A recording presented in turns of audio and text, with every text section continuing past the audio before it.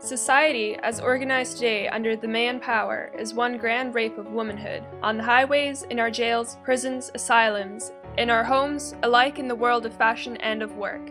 Hence, discord, despair, violence, until the mother of the race be made dictator of the social realm. To this end we need every power to lift her up and teach mankind that in all God's universe there is nothing so holy and sacred as womanhood.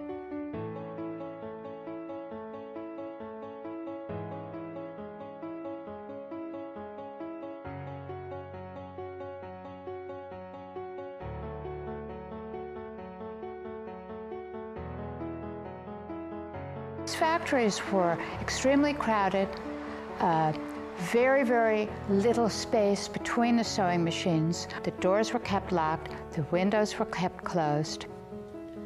One day on Saturday, we were always ready to leave, we smelled smoke. On March 25th, at about 4:55 in the afternoon, 1911, a fire broke out on the 8th floor of the Ash building. The fire quickly spread to the 9th floor, and you had shirtwaists hanging on wires all around the room, and scraps from the muslin and the various materials were all over the floor. The fire spread very rapidly, and the girls began to try to find a way of escape. All of a sudden, you got a terrible panic.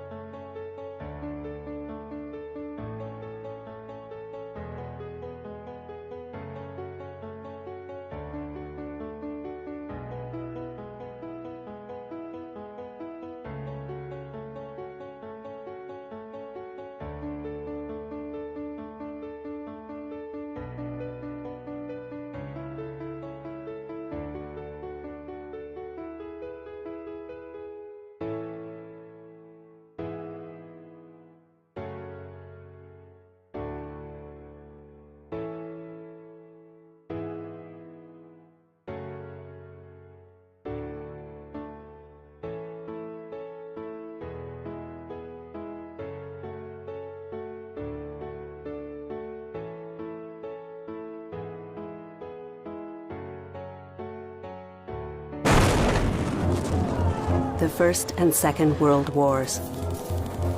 Total wars. Canadian women played a key part.